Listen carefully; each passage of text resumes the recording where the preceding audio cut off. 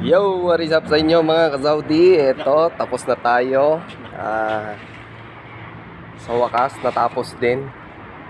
May, maabot din ng kulang-kulang 3 linggo. Ayan, binabatakan na yung ating sinimento kaninang umaga. At ito yung last na ginawa natin. Ayan. Tapos na mga ka-Saudi. Ayan o. Nabatakan na ng pati. Ayan. Hinahabol tayo ng magpipintura ba?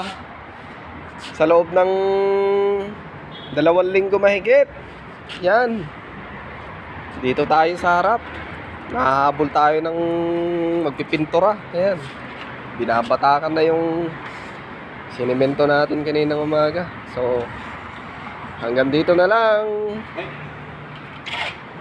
Ingat lagi. Please like, follow, and share.